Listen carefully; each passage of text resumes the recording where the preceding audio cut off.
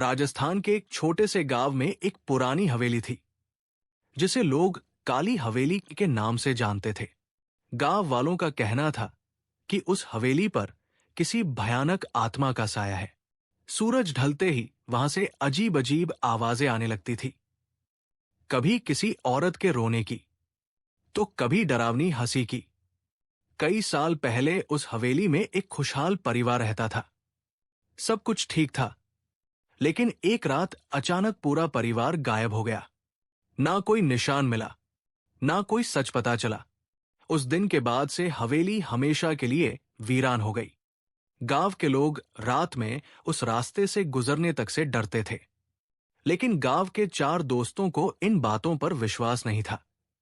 उन्होंने फैसला किया कि वो खुद हवेली के अंदर जाकर सच पता करेंगे। एक रात चारों दोस्त टॉर्च लेकर हवेली के अंदर पहुंचे।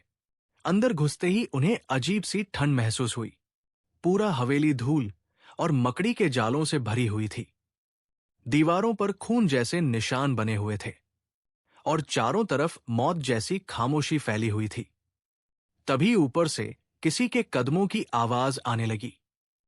चारों दोस्तों ने डरते हुए ऊपर देखा, लेकिन वहां कोई दिखाई नहीं दिया।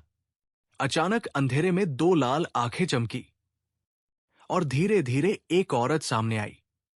सफेद साड़ी, लंबे बिखरे बाल और चेहरा इतना डरावना कि चारों दोस्तों की चीख निकल गई। वो औरत जोर जोर से हंसने लगी और तभी हवेली का बड़ा दरवाजा अपने आप बंद हो गया। अब चारों दोस्त उस शैतानी हवेली के अंदर फंस चुके थे। डर के मारे वो भागने लगे। भागते भागते उन्हें हवेली के अंदर एक छोटा सा मंदिर मिला। मंदिर में एक पुरानी डायरी रखी थी।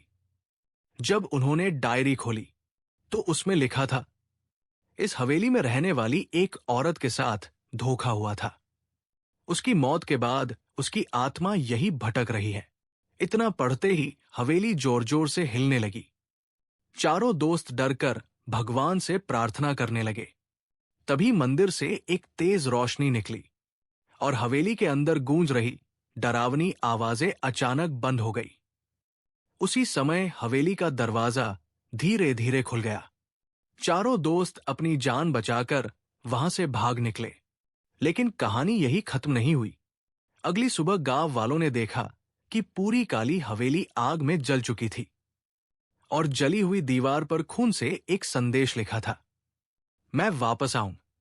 अगर आपको ऐसी डरावनी हॉरर स्टोरीज पसंद है तो अभी हॉरर टून्स इंडिया को सब्सक्राइब करना ना भूलें, क्योंकि यहां मिलती है सबसे खौफनाक और रहस्यमयी कहानियां।